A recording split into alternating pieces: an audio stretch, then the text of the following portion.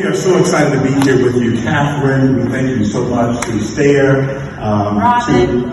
where's everybody at? Stair, Robin, thank you so much. We appreciate all the hard work you've been doing over the past couple of years. What is so amazing is how soon we forget.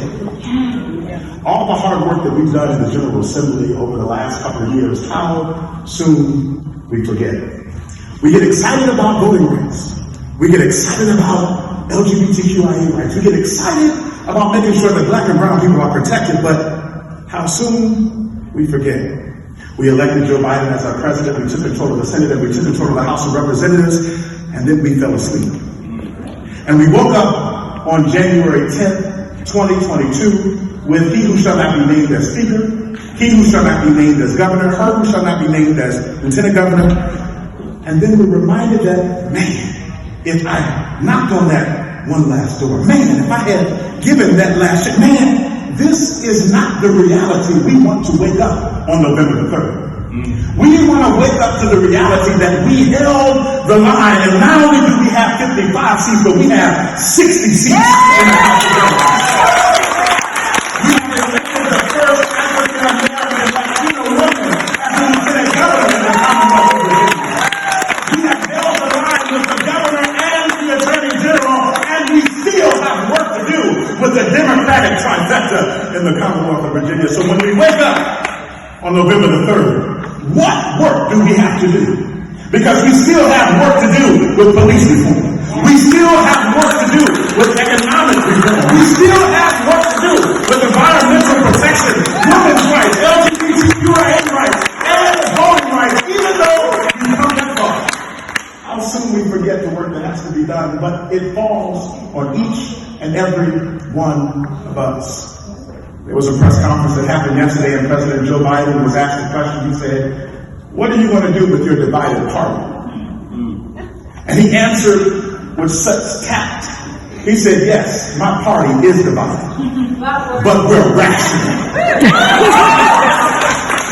And when I think about those of us who may be progressive, those of us who've been deemed establishment, those of us who are trying to tout the line, holding everybody together, while we may have our differences on how to get to one place, the uniting factor is we're still trying to get to the same end goal.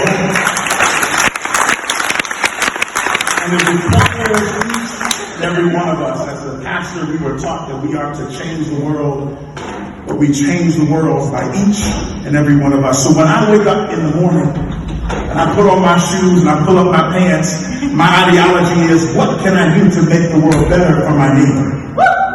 I do it. What can I do to make sure that the little trans girl in Stafford County Public Schools that doesn't even know that I'm her delegate, what can I do to make sure she feels empowered when she steps through those schools?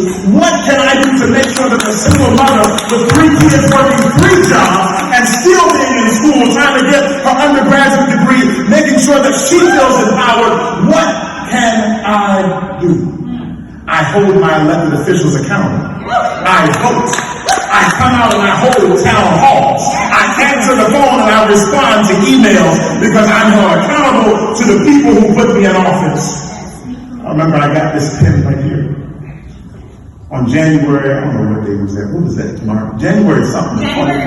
January awesome of 2020. My mom put this pen on me and she said, "You are responsible for 80,000 people." And I started thinking about those 80,000 people who were sick and tired of being sick and tired of the oppression, the suppression, and being told that you were not worth it, that you were not eligible. But then we stepped in the House of Delegates. People like Jennifer Carroll Ford, Darius, Joshua Cole, all these people, Mark King, who stood at the House of Delegates and created legislation that changed the Commonwealth of Virginia for the better. But how soon we forget. On November the 2nd, when we turn out to the polls, don't forget what lays in the ballots. Make sure you have told Lottie Dottie and everybody to get out to the polls. Make sure you have dragged them out from the rural parts of Virginia to